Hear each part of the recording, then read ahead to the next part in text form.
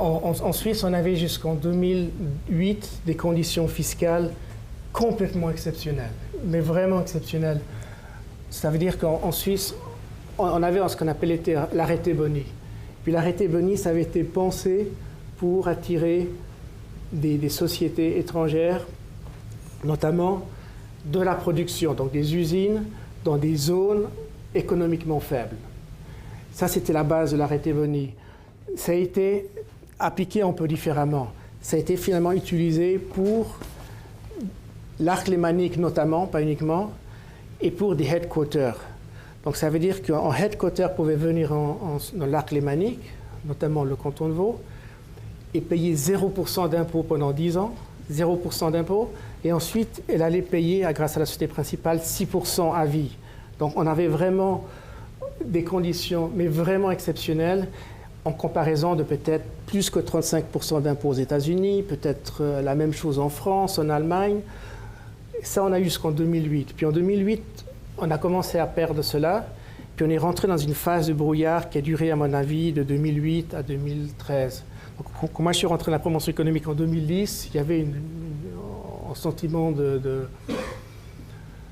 découragement. Voilà, les années d'or sont passées, on ne va plus attirer nos sociétés, parce qu'il y avait ce brouillard complet. On savait qu'on allait perdre ces conditions fiscales spéciales à cause des attaques des pays européens. On savait qu'on allait complètement changer, mais on ne savait pas par quoi. Puis finalement, avec le RIE 3, maintenant les choses sont très claires. Avec le RIE 3, on aura des impôts qui sont très attractifs, qui ne sont pas aussi bons qu'il y a 10-15 ans, mais ça reste très attractif.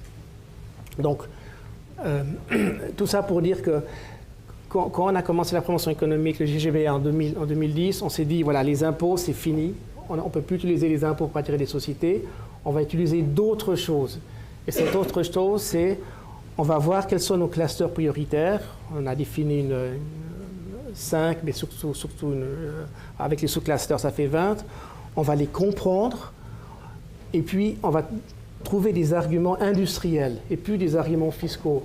Donc c'est pour ça, voilà, c'est ça ce que j'appelle les clusters, c'est de comprendre les clusters, différentes industries, sciences de la vie, IT, différentes parties du clean tech, photovoltaïque, etc. Et de dériver des arguments très industriels en concernant ces clusters, qu'on appelle, je crois, en France, pôles de compétences. De compétitivité. Oui, d'éviter. Quels sont aujourd'hui les grands arguments de l'attractivité de la Suisse? Bon, ça dépend toujours des sociétés et des projets, mais c'est clair que la stabilité politique, sociale, elle est très importante. La flexibilité du droit du travail est très important. Le fait qu'on n'ait pas les 35 heures, etc., que c'est très facile d'engager des gens, mais aussi d'annuler des contrats, de terminer des contrats. La force des clusters, c'est le plus important. Il faut voir ça d'une manière spécifique. Les impôts, ça reste quelque chose de positif, surtout maintenant avec la RIE.